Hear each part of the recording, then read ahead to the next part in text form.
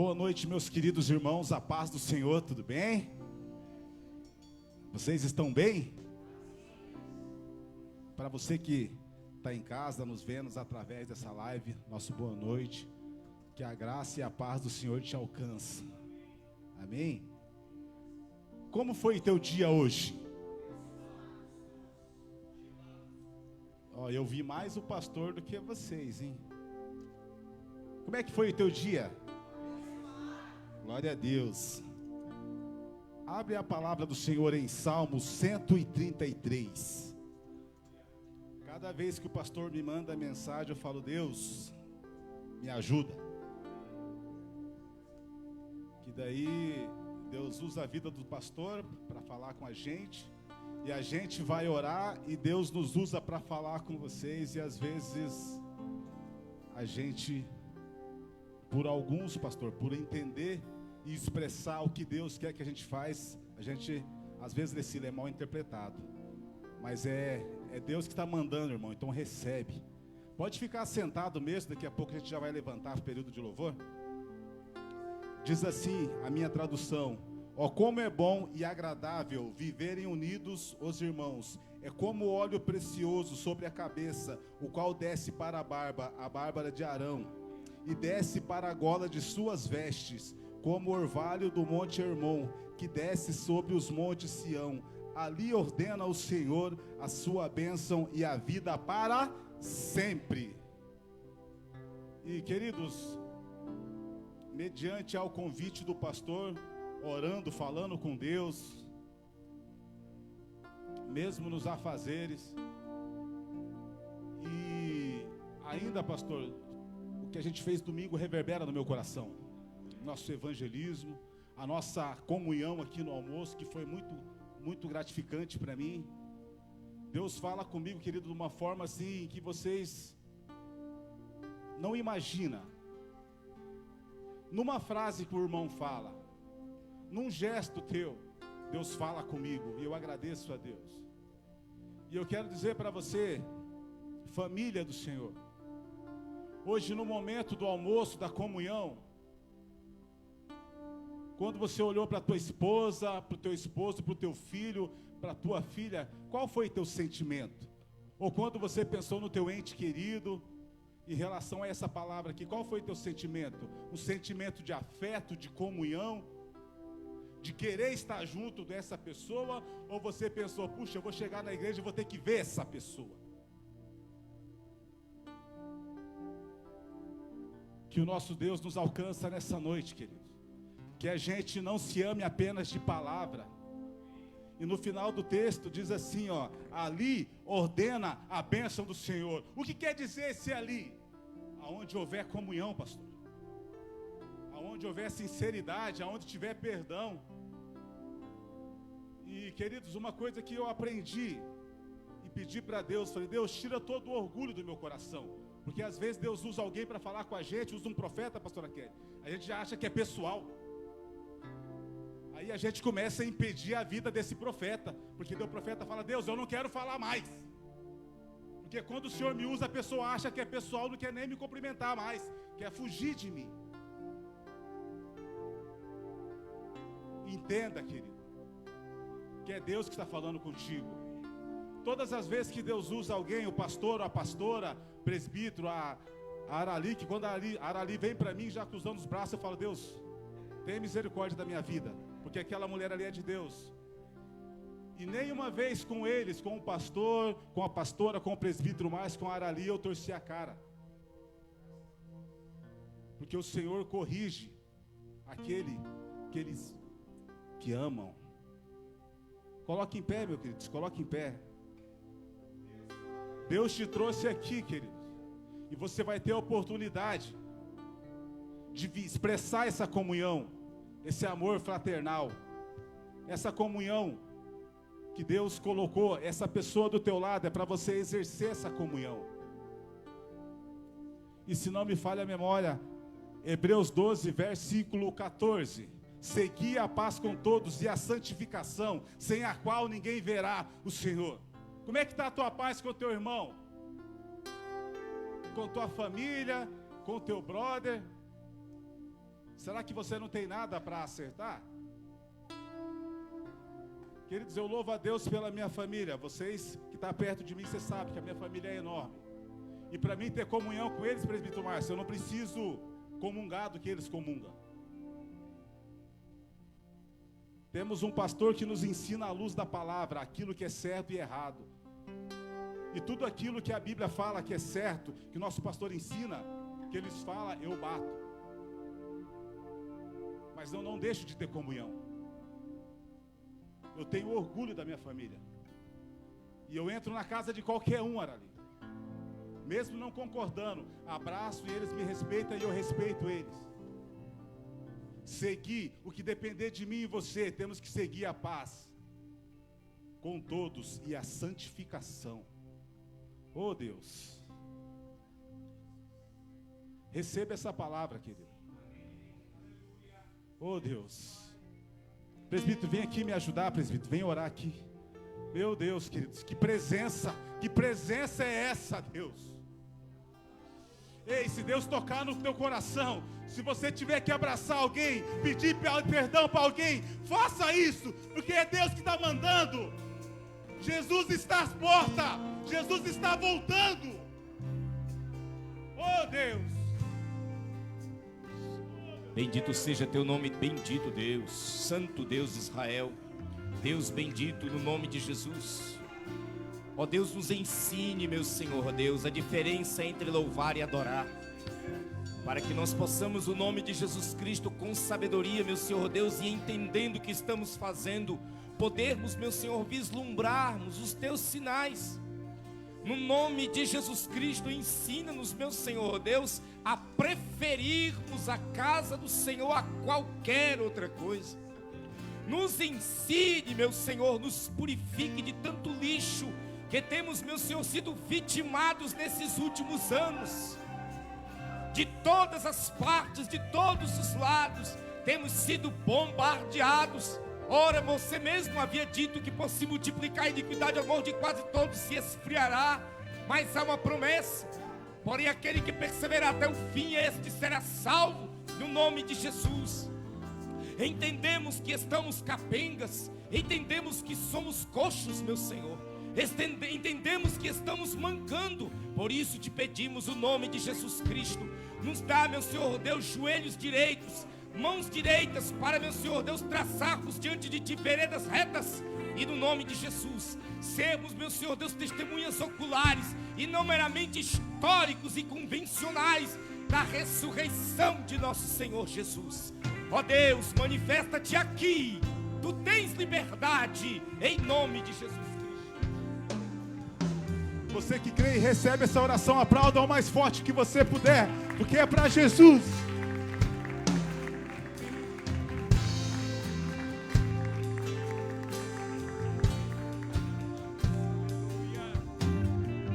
Bendito é o nome de Jesus. Vamos rasgar o nosso coração diante dele. E como dizia o presbítero Márcio na oração, Deus ensina-nos a diferença entre louvar e adorar. Que todos nós possamos adorar a Deus em todo tempo, em todo lugar, a cada instante, com o nosso pensar, nosso falar, o nosso agir. Mas também possamos agora louvar a Deus com as nossas vozes, com o nosso corpo, com tudo que nós temos e somos, bendizer o nome de Jesus. Aleluia, glória a Deus.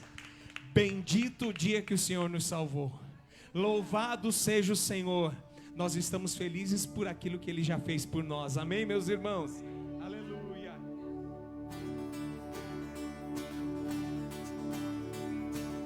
Com palmas.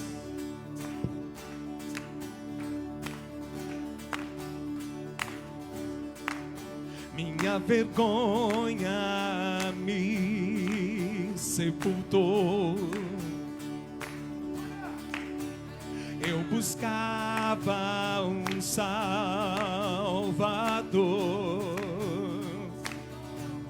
mas teu perdão me libertou. Morto estava em meu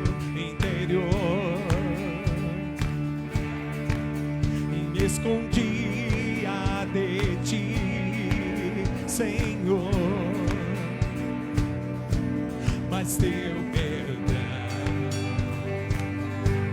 me libertou. E o que ele fez? Chamou meu nome e eu voltei a viver. Glorioso dia, teu sangue me resgatou. Chamou meu nome e eu voltei a viver. Glorioso dia, teu sangue me resgatou. Aleluia! Na graça eu salvo sou. Teu grande amor me libertou e eu renasci quando te conheci. Chamou meu nome e eu voltei a viver. Glorioso dia, teu sangue me resgatou. Chamou meu nome e eu voltei a viver. Glorioso dia, teu sangue me resgatou. Bendito seja o nome de Jesus, que tem nos livrado do império da treva e da morte, e tem nos trazido para o reino da sua luz, para o reino do Filho e do seu amor. Bendito seja o Senhor e Salvador Jesus Cristo. Me resgataste, em tua glória cadeias se rompem. Sozinho estava e sem consolo. Agora sou um cidadão do céu. Do meu pecado me resgataste. Em tua glória as cadeias se rompem. Sozinho estava e sem consolo. Agora sou um cidadão do céu. Ferido estava e me curaste. Teu amor é o ar que eu respiro. Tenho um futuro e agora vejo que tu me chamaste. E eu voltei a viver. Glorioso dia, teu sangue me resgatou. Chamou meu nome e eu voltei a viver. Glorioso dia, teu sangue me resgatou.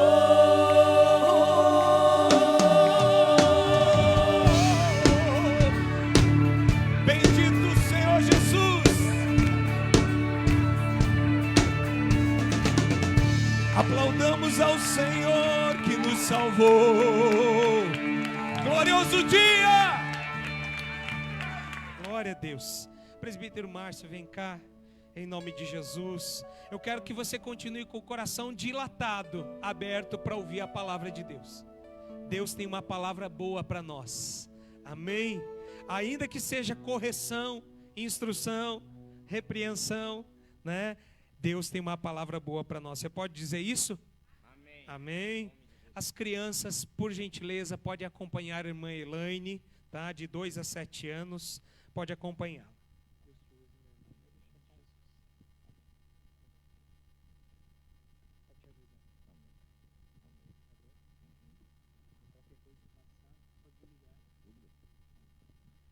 A paz do Senhor, igreja.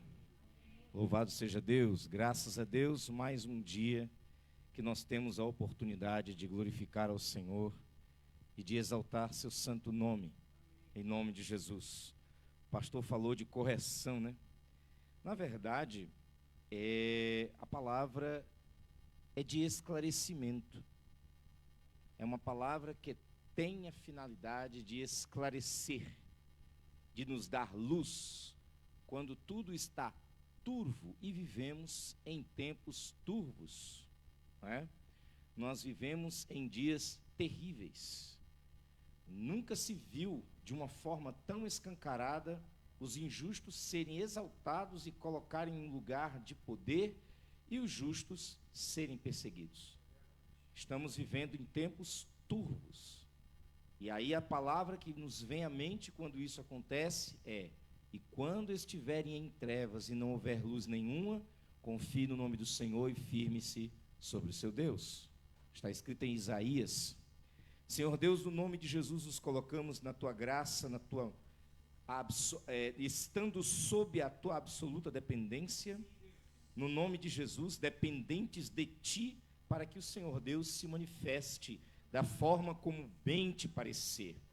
Senhor, como foi perguntado, como foi o dia hoje, o meu sábado e o meu domingo, para graça, para louvor, para exaltação do teu nome, nossa alegria foi muito bom. Senhor Deus, no entanto, que nós possamos, meu Senhor Deus, nos contristar diante de ti, em um exercício constante, e não somente por nós, mas por tantos quantos estão dormentes, para que eles acordem antes que seja tarde demais. Assim eu oro para que o Senhor nos fale hoje, no nome de Jesus, com a tua graça, com o teu amor, e nos ensine o que devemos fazer nestes dias terríveis. Assim te oramos e te agradecemos em nome de Jesus. Amém, Senhor. Amém. Eu gosto de usar, tem, né? Então vamos usar os recursos para que a gente possa, junto com a igreja, aprender e levar aos irmãos a raciocinarem. Eu vou dizer aqui para vocês uma coisa que é provado cientificamente. A Bíblia diz assim: escreve o que o Senhor Deus falou para Abacuque, quando Abacuque intercedia naquelas circunstâncias terríveis nos tempos dele. O Senhor Deus disse assim: pega a visão, escreve-a em tábuas com letras grandes, para que possa ler até quem correndo passa. Não é? Às vezes uma palavra, ela se perde no meio da buzina de um carro, de uma passada, de uma rajada de vento forte, ou de alguma coisa, de um grupo de pessoas falando perto, e aí a palavra dita, pronunciada, ela se mistura. Mas geralmente quando a gente lê, isso conduz-nos a uma compreensão, isso vai martelando na cabeça durante a semana. Então, não é só para a gente usar os recursos tecnológicos, é para que a mensagem se fixe, é uma das formas da mensagem se fixar. É por isso que a gente canta com os slides aqui, né? Por exemplo, muitos dos louvores aqui eu não conhecia, mas aí eu acompanho porque eu estou ali vendo os slides. Amém, meus irmãos? Em nome de Jesus. Por que o crente sofre mais que outras gentes? Sofrimento do verdadeiro cristão. Uma análise preliminar assim, né? A gente não vai esgotar o assunto hoje. Não tem como fazer isso. Mas a proposta é responder a pergunta. Mas sabe uma coisa curiosa? Somente quem realmente é crente faz esse tipo de pergunta. Lembra aquela pergunta que eu fiz algum tempo atrás? O que vai prejudicar mais um cadáver? 1 quilo ou 1 tonelada? Por quê? Não há diferença? Porque está morto. Então, morto não faz esse tipo de pergunta. Mas todo crente fez, faz e há de fazer. Certo? Todo crente que anda com Deus perguntará, perguntou e pergunta: por que, Senhor? Né? E aí, a gente confunde a ordenança bíblica de não questionarmos aleivosamente. Que palavra é essa, irmão Márcio? De não questionarmos atrevidamente a Deus quando não perguntar nada. Não perguntar nada, irmão, é igual a perguntar de forma atrevida. O que acontece? O atrevido ainda tem uma chance. Quando ele pergunta a Deus de forma atrevida, Deus o repreende na hora, ele aprende a lição ali na hora. Já aquele que em nome de honrar a Deus não faz pergunta nenhuma, ele vai se deteriorando, deteriorando, deteriorando, deteriorando, deteriorando. Quando vai ver, de repente, gente, é assim, eu me tornei homossexual. Não, essa pessoa vinha cogitando essa possibilidade, ó. O que está acontecendo hoje, interessante que eu olho para a cara de alguns pregadores famosos no Brasil, meu querido pastor, e eu acho impressionante a cara de paisagem, quando os escândalos estouram na mão dessas pessoas, agem como se não tivesse acontecido nada, como se eles não tivessem precipitado seus pupilos e pupilas a essa situação. Vou dar um nome aqui a um desses bois, por exemplo, Silas Malafaia, e aquele rapaz que recentemente está fazendo parte aí da comunidade LGBT, mas fez um escarcéu, um fenômeno de Deus, uma voz consagrada, quando essa pessoa não passou por aquilo que o apóstolo Paulo diz: não nomeeis neófitos, para que não incorram na condenação de Satanás, a soberba. E aí essas pessoas, sem preparo nenhum, tiveram suas mentes e seus corações impactados. Imagine a cena, irmãos. Imagine a cena. Você sobe no palco, queremos aqui chamar o cantor Márcio. Uma salva de palmas, não é 3, 4, 10 pessoas que vai aplaudir. São 10, 15, 20, 30, 50, 100 mil pessoas. Da água para o vinho. Tudo aquilo foi trabalho de marketing, nada daquilo teve a ver com Deus. A pessoa fica: uau, eu realmente sou demais. Pronto, o pecado começou aí. A pessoa começou a morrer aí. O resto é consequência. Você sabia, só um pequeno parêntese para a gente entrar na palavra. Você sabia que a falta de respeito ao tempo de maturação faz você... Meu irmão, faz assim com a sua mão, por gentileza. Faça assim com a sua mão. Imagine na sua mão um pintinho. Um pintinho de aproximadamente uns 10 dias, um mês. Ele cabe na palma da mão de qualquer um de nós, correto? Você pode olhar assim para ele. Pois é, muito obrigado. É exatamente esse animalzinho que você compra ali no Góis e você traz para casa, só que assim, topado de hormônio. Aquilo que você está comendo é um pinto. É um pinto, não é um frango adulto, não é uma galinha adulta. Ali é muito hormônio. O que tem de menina de 7, 8, 9 anos, começando a aparecer mamas, começando a menstruar, e aí vai no médico, a mãe desesperada, o pai desesperado: o que está acontecendo com a minha filha? Moça, infelizmente, o consumo de carne de ave e tal, por conta do hormônio, assim, está acelerando o metabolismo de algumas moças, alguns rapazes estão aparecendo com seio. Mas a indústria da proteína de ave, a proteína animal, não está nem aí. Aí você vai para o interior, né? Quem tem parente aqui no interior? Já teve raiva de comer o frango de lá do interior? Aquela coxinha seca. Meu Deus do céu, o frango que eu compro lá no Góis, lá no Tice, é um colchão enorme. Essa porcaria, mas ali é o frango de verdade.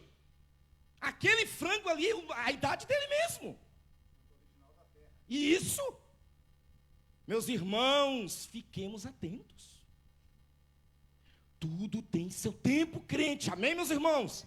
Repitam comigo. Fez Deus formosas todas as coisas no seu devido tempo.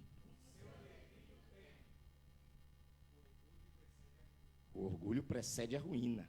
Crente que sobe para pregar, para cantar, para tocar, isso aqui,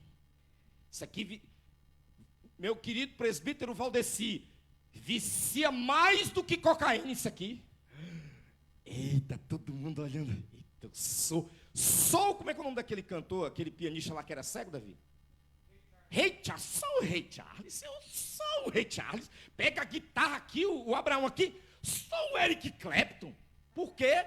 Colocaram um novo convertido, tem um mês, descobriram que o caboclo toca e já botaram. Por quê? Porque o pastor está desesperado para ter quem toque e tudo, mas não está desesperado em agradar a Deus, está desesperado em fazer show. Por isso que as desgraças acontecem, meus queridos, amém? Vamos prosseguir. Eu queria que vocês acompanhassem comigo a leitura, quem quiser acompanhar na sua Bíblia, mas eu já deixei tudo aqui registradinho. Romanos 8, 18.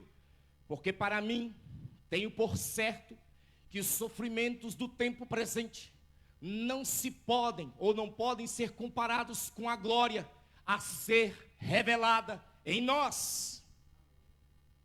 Esse é o nosso texto áureo. É aqui que a gente vai conversar. Eu não vou tratar de um pecado específico. Mas já faz muito tempo que eu não falo de adultério, roubar, matar. Irmão, eu queria que o irmão orasse aí por mim, que eu estou passando por uma necessidade aí. Ô irmão, amém. E qual que é assim o problema que o irmão está passando? Não, irmão, porque eu olho assim para o irmão Abraão assim, eu tenho vontade de arrancar a cabeça dele e beber o suquinho que tem dentro da cabeça dele. Irmão, você já consultou ao Espírito Santo se você é crente? Eu sou crente, irmão, mas assim, né, irmão? Às vezes o braço se desvia. Não, a gente não prega mais sobre essas coisas. A gente não prega mais isso. Eu não vou mais pregar sobre roubo. Eu não vou mais pregar de adultério. Não, por quê? Por que, igreja? Que a gente não precisa mais pregar essas coisas. Não, mas é óbvio. E até o mundo, meu querido pastor, sabe. Precisa explicar para o mundo que matar é pecado? Se não fosse isso, não tinha delegacia, o pessoal condenando. Nós cristãos precisamos progredir no aprendizado. O apóstolo Paulo, fala apóstolo Paulo, porque eu tenho umas impressões de que foi ele que escreveu. O escritor de Hebreus, ele vai dizer assim: há muitas outras coisas que eu gostaria de vos comunicar, porém vós não estáis maduros suficientes, mas como meninos ainda precisam tomar leite, e o alimento sólido é para os perfeitos. Não podemos ficar marcando passo, porque o irmão ainda está pedindo: ó Senhor Deus, em nome de Jesus Cristo, mata o marido daquela irmã linda que eu quero casar com ela, em nome de Jesus. Faz jejum e oração. Meu Deus, não tem mais que perder tempo com esse tipo de gente, não. Tem pessoa que se preocupa. Não, mas tem que ser com jeito. Irmão, é o seguinte: se você não aceitar Jesus agora, você vai para o inferno. A igreja, sociologicamente, é aberta, irmão. Mas membro da igreja você não é. Não se faz, irmão, esse tipo de oração para Deus matar o marido da irmã para tu casar com ela, não, inseto. A gente, no nome de Jesus, tem que buscar as coisas do alto, amém? Em nome de Jesus, deixando as coisas básicas e rasas de lado, vamos passar agora a tratar de assuntos altos. Por que o sofrimento do crente? Por que sofremos? Qual a necessidade do nosso sofrimento? Aí a gente vai englobar a igreja na terra. Os antes, os de agora e os que ainda surgirão. Amém, irmão? Em nome de Jesus. Prossegue, filho. Os crentes em Cristo passarão por sofrimento. Primeira coisa que é necessário saber. Como crente em Cristo, você está trazendo sobre si a justiça daquele que escancarou o pecado. Amém? Quando a gente se converte a Cristo, a gente está trazendo sobre nós, a gente cravou o nosso pecado nele, na cruz, e como agora a gente pertence a ele, no batismo nas águas, a representação é: nós morremos com Cristo e com ele ressuscitamos, somos dele. Amém, meus irmãos? E como dele, a gente se parece com ele, mesmo os novos crentes. Se foi realmente uma conversão genuína, é um novo crente, é genuíno, é filho de Deus e traz a glória de Deus. E imediatamente o mundo, os demônios olham para você como aquele que revelou a maldade deste mundo. Necessariamente o mundo vai te odiar. Isso deveria ser o beabá das igrejas. E eu vou explicar por que não tem sido mais, no momento certo. Desde esse tempo começou Jesus a mostrar a seus discípulos que lhe era necessário seguir para Jerusalém e sofrer muitas coisas dos anciãos, dos principais sacerdotes e dos escribas, ser morto e ressuscitar no terceiro dia. E Pedro, chamando-o à parte, começou a reprová-lo, dizendo: tem compaixão de ti, Senhor, isso de modo algum te acontecerá. Mas Jesus, voltando-se, disse a Pedro: arreda, Satanás, tu és para mim pedra de tropeço, porque não cogitas das coisas de Deus, e sim das dos homens. Então disse Jesus a seus discípulos: se alguém quer vir após mim, a si mesmo se negue, tome sua cruz e siga-me, porquanto quem quiser salvar a sua vida, perdê-la-á. E quem perder a sua vida por amor ou por causa de mim, por minha causa, achá-la-á. Pois que aproveitará o homem se ganhar o mundo inteiro e perder a sua alma? Ou que dará o homem em troca da sua alma? Essa é a referência, Mateus 16, 21 a 26. O Senhor Jesus não escondeu isso. A gente está terminando, nós estamos para o capítulo 13 agora, né? 14? A gente está indo para o capítulo 14 de Apocalipse. Estamos estudando a Bíblia e a gente vai para o Antigo Testamento. A gente faz lá um sorteio, aí a gente escolhe o livro que é para a gente estudar. E aí eu estava explicando para eles a respeito dessa característica principal do discípulo de Cristo. O discípulo de Cristo, ele é automaticamente, assim que ele se converte, inimigo do mundo. Mas não é um inimigo como o convencional, que sai aprontando, quebrando a vidraça, furando o pneu ali do carro do presbítero Marcos. Não é esse tipo de inimigo. É um inimigo que ele revela a maldade. É como se nós fôssemos agentes de Cristo, nada disfarçados, a revelar os crimes da grande máfia que é o mundo. E aí, como ovelhas no meio de lobos, a gente tem necessidade de ser prudente, mas sem abafar a mensagem da cruz, entendendo que nós somos denunciadores, não apenas de palavras, mas com atos do pecado do mundo e anunciadores das boas novas de Cristo. Sempre dizendo, isto é pecado, mas você pode resolver esse problema se arrepender dos seus pecados, e Jesus vai passar uma borracha. Na verdade, é o sangue dele em tudo que você fez de errado. E você não fica com culpa nenhuma. Basta crer nele. Só isso. Apesar de parecer uma coisa simples, só isso é suficiente para levar à perseguição, ao tal do cancelamento, que é só uma outra forma de perseguição, certo? A impedimento de se trabalhar em determinadas empresas. Eu deixei de trabalhar como professor porque eu sou crente, por anunciar a Cristo, e eles não queriam de jeito nenhum a presença de um cristão como professor na grade de professores deles.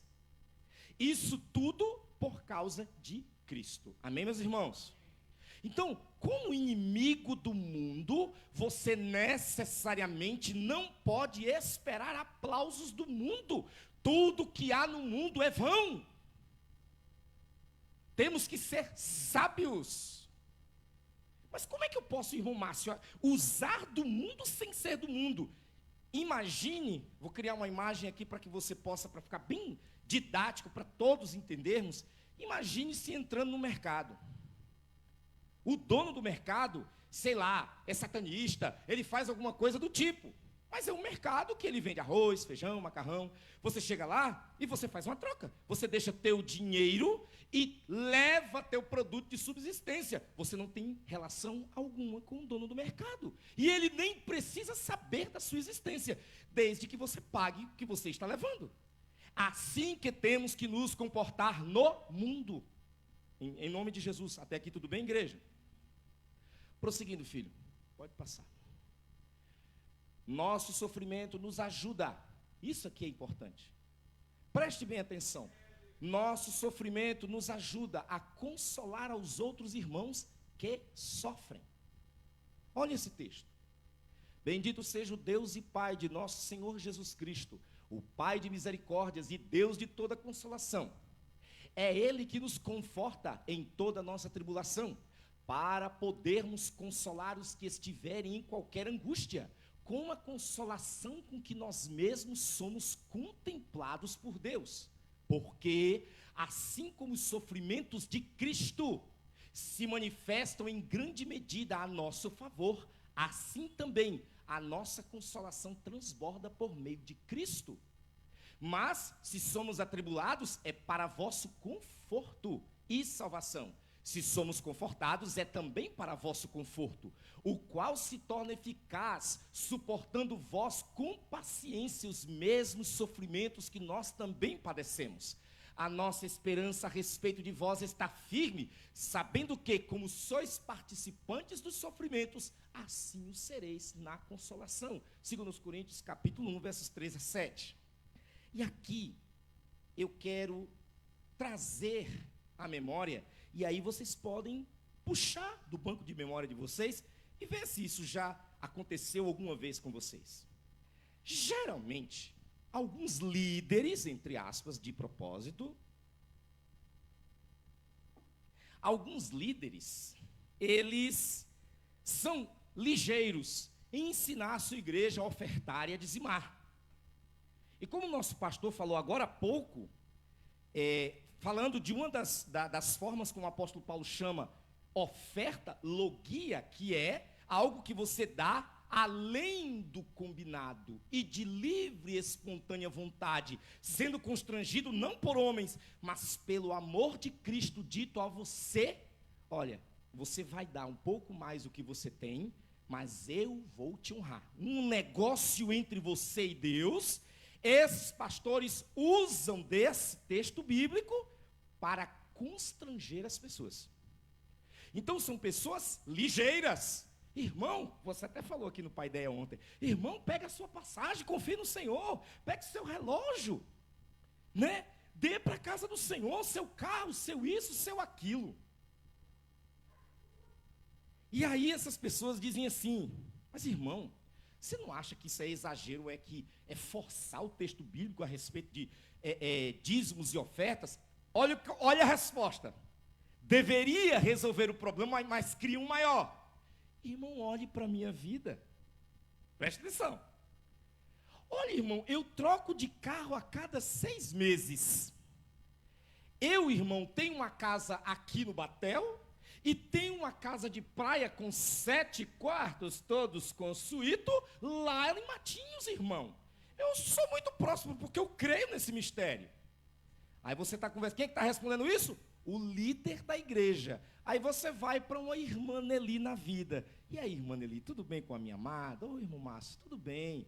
E aí, como é que está a sua vida? Irmão, estou levando umas pedradas, mas faz parte, né, irmão?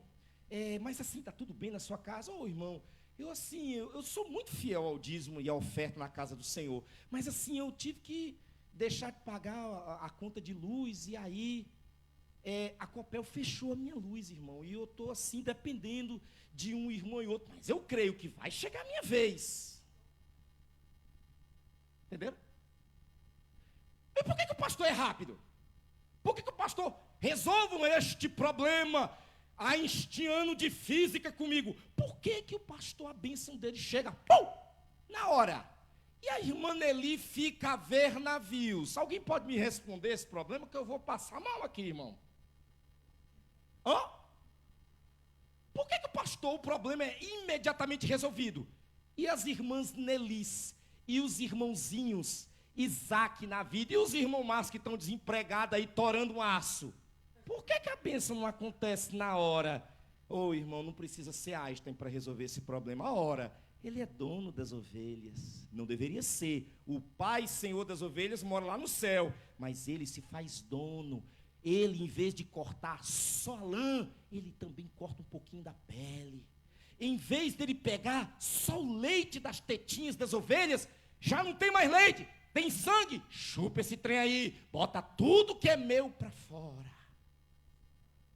É justo isso, igreja? O Senhor também concorda que não é justo. E ele está tomando nota. Não se pode medir prosperidade de crente pelos seus líderes, especialmente os que vivem da obra. tem-se que medir a prosperidade da igreja como um todo: liderança e membresia, membresia e liderança. Se a igreja realmente é abençoada pelo Senhor, a irmã Nelly, vamos mudar a conversa. E aí, irmã Nelly, tudo bem, tudo bem? E aí, irmã Nelly, como está? Irmão, estou passando umas pedradas, amém. E aí, irmão, como é que está a finança? Irmão, graças a Deus, o pastor tem me ensinado a dizimar e a ofertar. E eu peguei, irmão, o Senhor Deus colocou no meu coração. O Senhor Deus mesmo foi. O pastor não estava sabendo de nada, a pastora Kelly não estava sabendo de nada. E eu senti, orando, de joelho no chão, no meu coração. Eu só tinha aquele dinheirinho que era para pagar copel. E o Espírito disse: você crê em mim, você confia em mim, confio, meu Senhor. Pega esse dinheiro e dê para o meu servo. Aí está aqui o servo dele, está ali de joelho, ó. Ó Deus, tenha misericórdia, Senhor Deus. Nem ouve eu tenho para dar para o meu filho Isaac. E meu Senhor Deus, nem ouve eu tenho para dar para minha esposa. Aí chega a irmã Nelly: Pai do Senhor, pastor, está aqui meu dízimo, pastor. Na verdade eu já dei o dízimo, aqui é minha oferta. Amém, minha irmã. E o pastor Jefferson vai, impõe as mãos e ora por ela. A irmã vai feliz e confiante para casa. E de repente chega uma pessoa e diz assim: irmã Nelly, me lembrei de você, tem aqui uma cesta básica para você, toma aqui mais R$500. É assim que acontece. Amém, queridos? É desse jeito que a Bíblia ensina que acontece. Eu não tenho papas na língua como vocês me conhecem. Não é para ficar falando abobrinha e ficar falando palavrão, não. É para desmascarar pilantra. Não tenho dificuldade nenhuma de enfiar o dedo e dizer nomes. Como, não sei o que, Duque, como é que é o nome lá do pilantra? Agenor Duque, ali é um bruxo, filho do diabo. Filho de Satanás, que tem enganado a muitos inocentes que não lê Bíblia, muitas vezes até porque nem sabe ler. Amém, queridos? E quando chega aqui no sofrimento, veja, quem padece sofrimento no Senhor é consolado pelo Senhor e consola.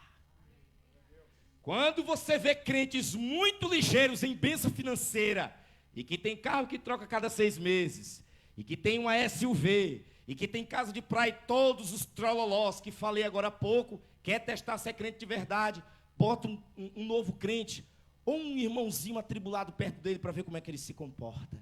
Tem paciência de ouvir? Ou se o irmão chegar e agir com dureza com ele, como é que ele vai se comportar? Muitos metem a mão na cara em nome de Jesus. Receba um tapa-sangue. Menino.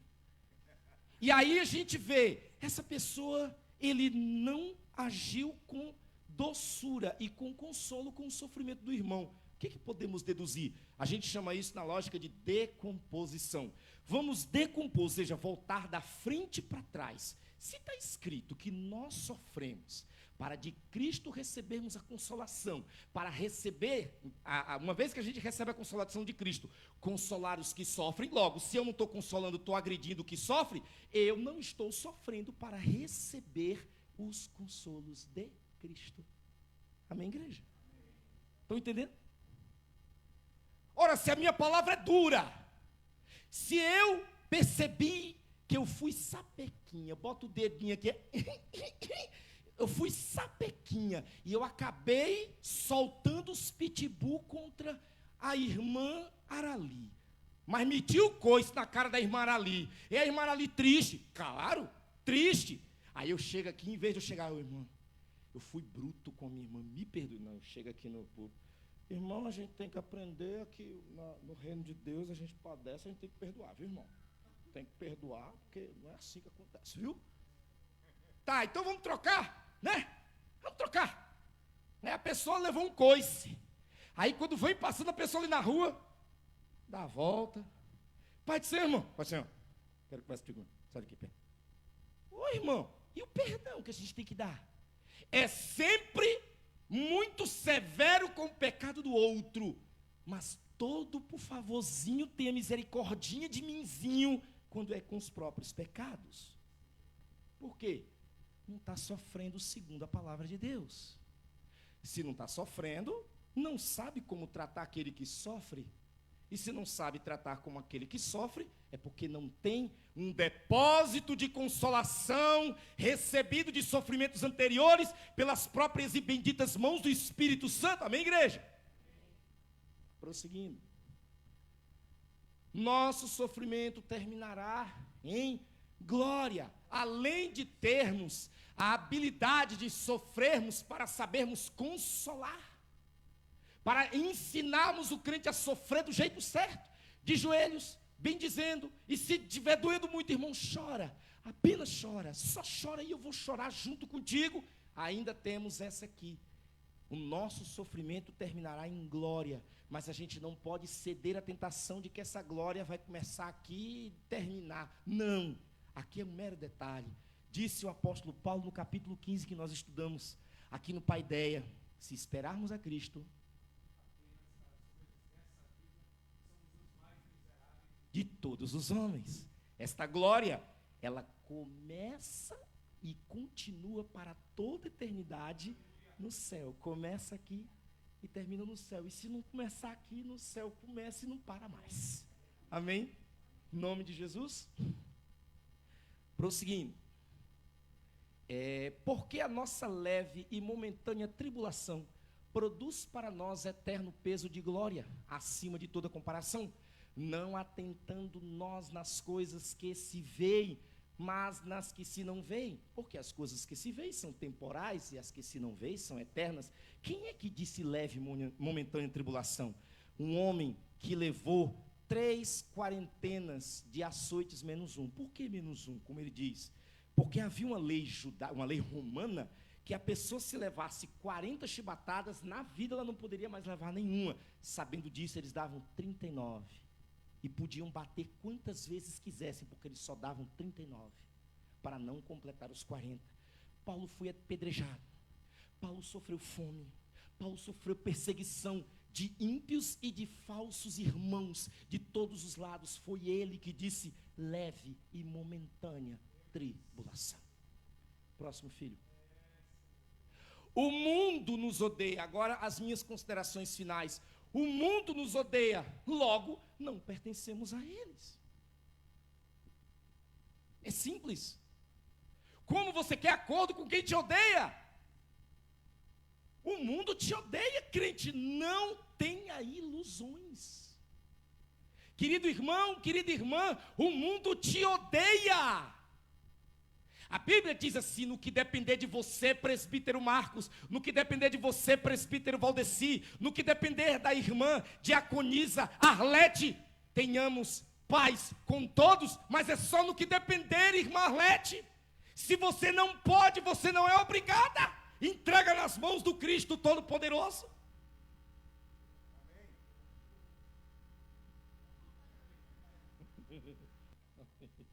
Amém. Amém, igreja? Em nome de Jesus.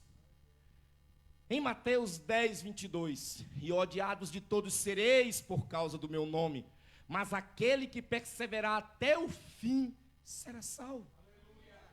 Não tenhamos esperanças mentirosas. Mas sabe por que a gente tem tido essas esperanças? Porque uma teologia mentirosa tem envenenado as igrejas do mundo. Sabe onde prospera a voz dos pilantras? Onde há grande necessidade. E aí as pessoas chegam com fórmulas mágicas. Se o irmão levantar de manhã com o pé esquerdo e o direito fizer assim, assim, assim, e depois o esquerdo e fizer o sinal da cruz, e fizer um pulinho assim, e fazer assim, e fazer assado, e citar um salmo, a prosperidade. Meu Deus do céu. Jesus Cristo.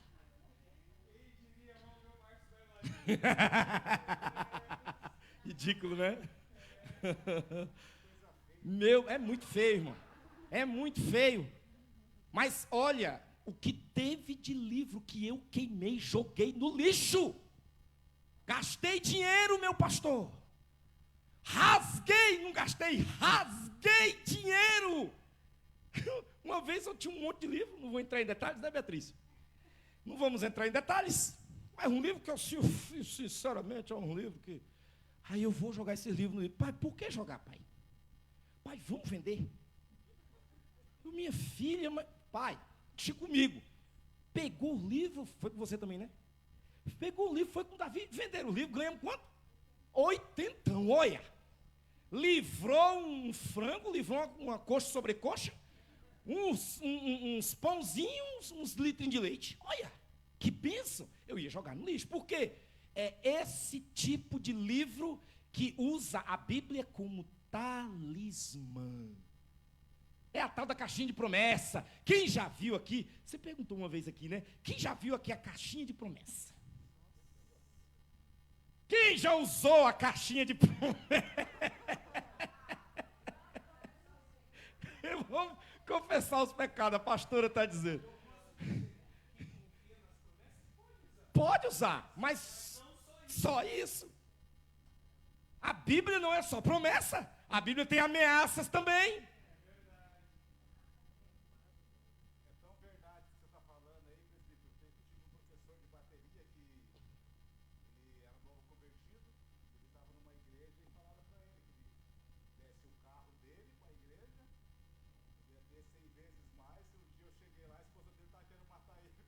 Misericórdia, já pensou, irmão?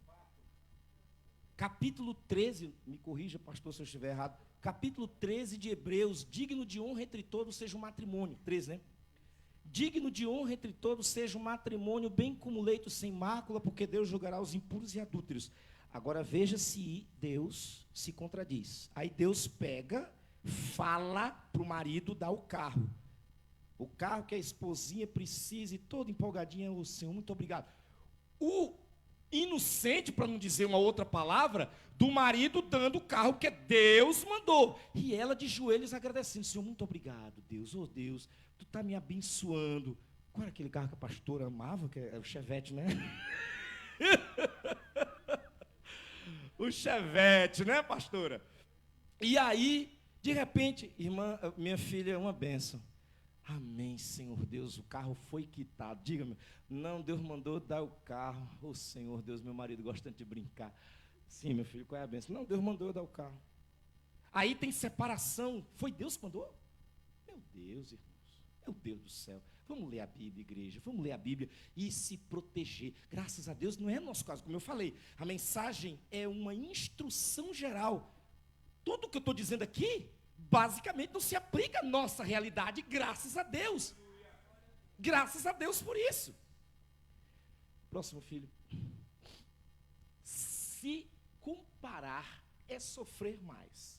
Outra tática dos filhos do diabo disfarçados de crentes, e aqui eu estou separando a noiva do Senhor dos lobos que se dizem líderes e pastores, ok? Amém?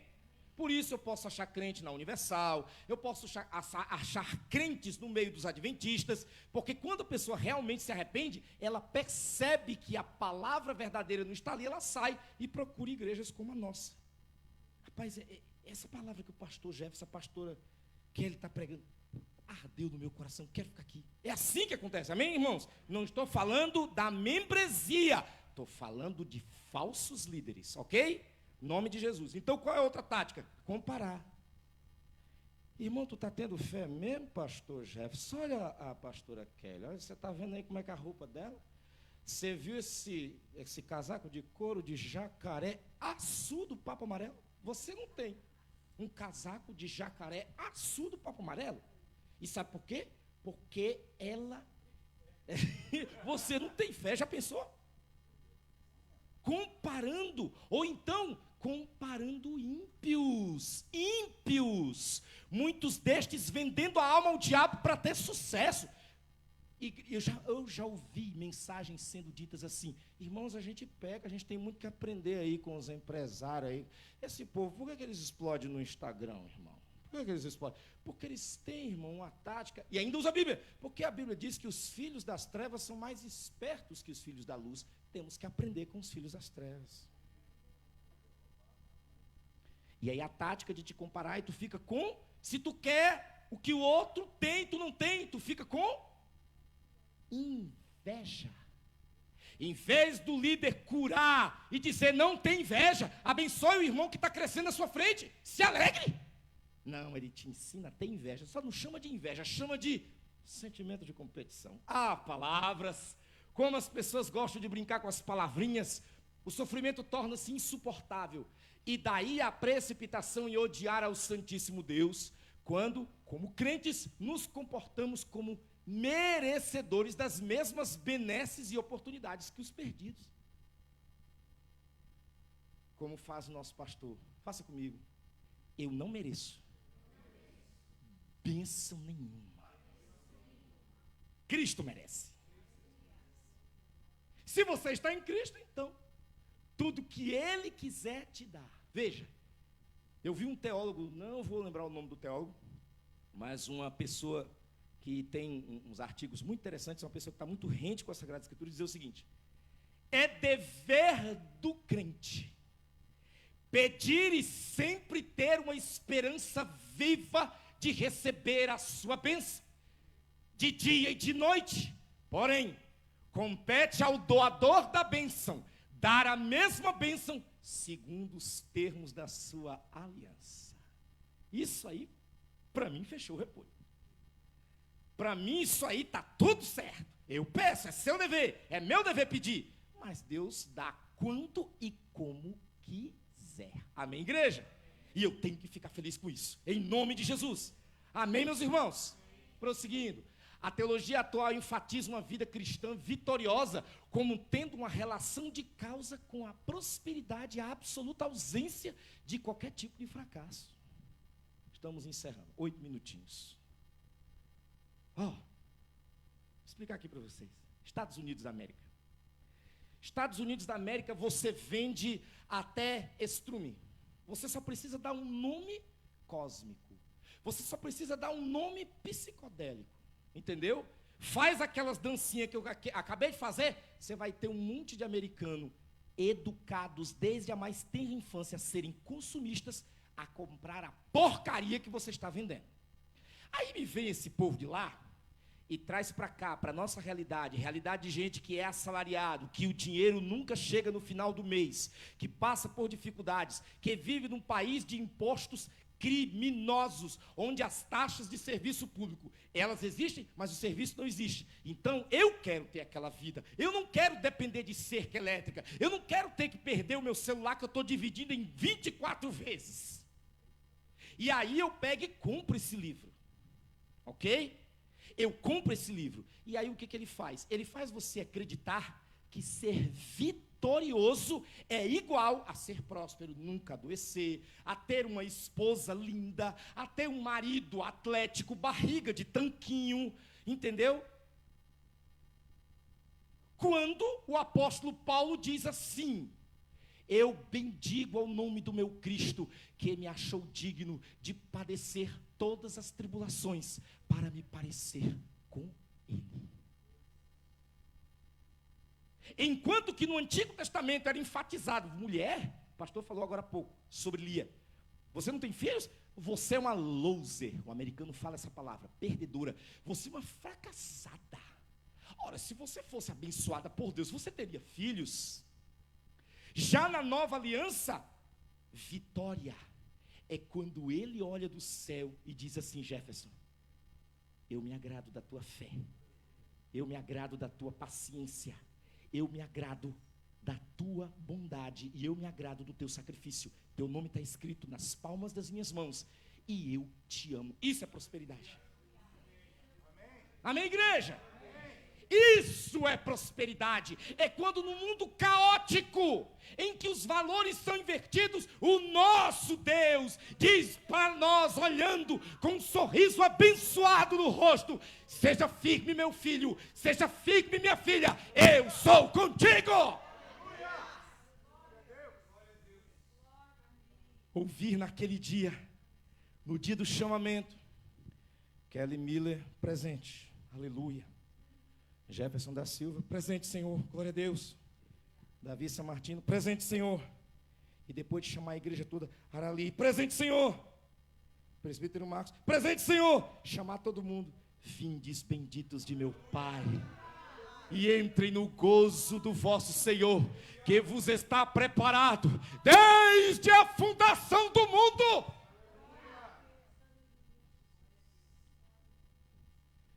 A teologia atual enfatiza uma vida de vitória atrelada à permissão e à prosperidade de Deus. Nem sempre, irmãos, seremos os popstars, nem sempre seremos os populares, muitas vezes seremos anônimos, mas o seu coração está em paz com Deus. Você pode chegar na casa de Deus e dizer: Pai do Senhor, para cada um dos irmãos, como o nosso pastor falou aqui. Você não olha com o rosto torto para nenhum dos seus irmãos. Você vem para a ceia e tem prazer de cear. Você tem certeza que todas as vezes que um vizinho seu, que é macumbeiro ou que qualquer outra coisa, você chega: Deus te abençoe. Olha, não me fale de Deus não, que eu sou um bandista. Tudo bem, Deus te abençoe. Você está fazendo sua parte, tenha certeza que Deus te ama, é toda a tua prosperidade que você precisa ter. Próximo. Ser crente é recusar as recompensas deste mundo, quando o amor a Ele assim o exige. Em Hebreus 11, 25, escolhendo antes ser maltratado com o povo de Deus, do que por um pouco de tempo ter o gozo do pecado. 3 minutinhos dá tempo. Meus irmãos, gozo do pecado, de novo, foi o que eu disse no começo do culto. Não estou falando de adultério, você já sabe que é errado. Não estou falando de roubo, você já sabe de tudo isso. Não estou ensinando aqui, reinventando a roda sobre os princípios da moralidade cristã. Todo mundo sabe disso. Quando o escritor de Hebreus fala de gozo do pecado, ele não está falando de pecado sexual, não está falando de pecado de droga, ele está falando de coisas aparentemente lícitas. Eu quero prosperar na vida, eu quero ser um engenheiro, um médico, eu quero ser um político. Aqui no caso era Moisés. Moisés recusou viver uma vida palaciana para viver como escravo no meio do seu povo. Esse é o gozo do pecado que a Bíblia fala. Ok, meus queridos, próximo e último, filho. E por fim, ser crente é ser como Cristo Jesus. 1 Pedro 4,13. Pelo contrário, alegrai-vos na medida em que sois coparticipantes dos sofrimentos de Cristo, para que também, coparticipantes dos sofrimentos de Cristo, para que na revelação de sua glória vos alegreis exultando, completando os seus sofrimentos na terra. Regozijo-me agora no que padeço por vós, e na minha carne cumpro o resto das aflições de Cristo, pelo seu corpo, que é a igreja. Colossenses 1, 24. Fiquemos de pé.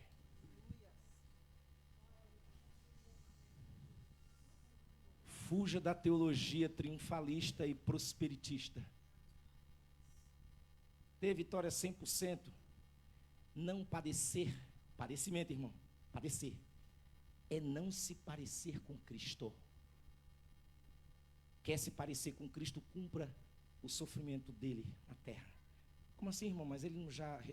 A Bíblia diz que enquanto a igreja estiver na terra, nós temos que completar o sofrimento dele aqui, até que ele seja formado em todos os que hão de se salvar, e que se complete a formação dele em cada um de nós. Isso é ser cristão. Acima de tudo, sofrer como crente é se parecer com Cristo. Senhor, meu Deus, no nome de Jesus, quero te agradecer pela tua palavra, Senhor. Quero te agradecer porque, meu Senhor Deus, o Senhor nos alertou, o Senhor nos explicou, o Senhor nos advertiu. Esteja debaixo do jugo que eu vos sujeitei, até que se complete a minha vontade, no meu tempo eu vos exaltarei. Padecei com sabedoria todo o processo, porque eu padeci para vos dar exemplo. Senhor, no nome de Jesus, que tua graça, meu Senhor, seja o nosso alimento diário. Que tua graça e tua bondade nos infle o espírito. E nós, meu Senhor Deus, quando não estivermos aguentando de dor, só choremos com o rosto em terra. E na primeira oportunidade, meu Senhor, que o Senhor começar a nos abençoar, possamos fazer claro a todos: eu estou sendo abençoado pelo meu Deus, e eu exulto no Deus da minha salvação. Em nome de Jesus, assim te oramos e já te agradecemos, Senhor. Conduze-nos ao pleno avivamento. Abençoe a igreja do Guaíra. Abençoe a cada cristão deste bairro, para que no nome de Jesus as trevas não prevaleçam e a igreja, no nome de Jesus, firme na terra o reino de Deus. Em nome de Jesus. Amém e amém.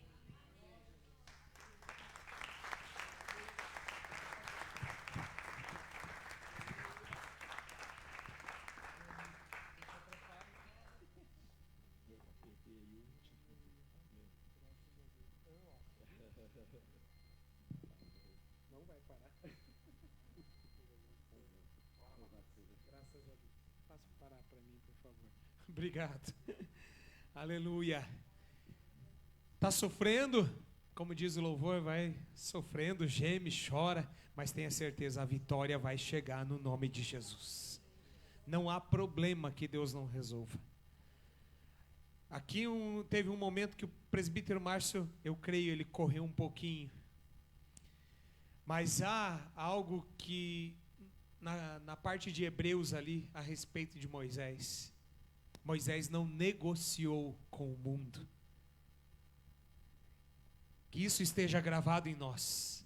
Não negociemos com os nossos inimigos.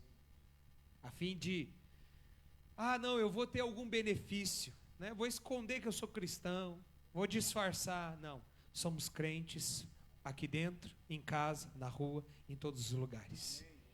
Maior é o que está em nós do que aquele que está no mundo. Amém, meus irmãos? Está abençoado pela palavra? Amém. Abastecido? Que Deus te fortaleça em nome de Jesus. Estenda assim a tua mão, meu querido. Antes só, desculpa, dia 19 de agosto, tá? Eu quero convidar a todos. É um sábado, irmãos. Nós sempre temos aqui o Paideia no sábado, e tem sido poucos irmãos que têm participado, e eu convido você a participar. É um tempo de foco no aperfeiçoamento cristão, né? A gente tem aprendido da palavra. Mas no dia 19 de agosto nós teremos aqui um encontro de adoradores. Vai ser estilo uma vigília, porém não depois da meia-noite. Vai começar às 6 da tarde até às 11 da noite. Amém? Louvor, palavra, ministração, alguma dinâmica específica. E eu quero que todos os irmãos desejem participar, estejam disponíveis para participar, tanto recebendo, quanto intercedendo, quanto trabalhando, servindo, até mesmo no lanche que nós vamos servir. Queridos, eu conto com vocês. Dia 19 de agosto, e eu sei que Deus vai fazer algo extraordinário nessa igreja, na vida daqueles que estarão aqui. É certeza que a igreja do Capão Raso vai estar com a gente, né? O ministério de louvor deles vai estar conosco, também o ministério de louvor da Jubrac regional vai estar com a gente, e hoje eu confirmei também a presença do pastor Osiel Firmino, também vai ser um dos ministrantes aqui. Eu sei que Deus vai fazer grandes coisas no nosso meio, amém, meus irmãos? Então estenda assim as suas mãos. Pai, muito obrigado, Jesus, pela tua palavra e pelo teu consolo e também pelo teu alerta, Senhor, nos posicionando diante dos sofrimentos. Eu clamo tão somente agora, acompanhe os teus filhos, guarda-nos debaixo das tuas santas, poderosas e fortes mãos, e em nome de Jesus se conosco, que o grande amor de Deus, a graça do nosso Senhor e Salvador Jesus Cristo, a comunhão e consolação do Espírito Santo seja com todos hoje e sempre. Amém.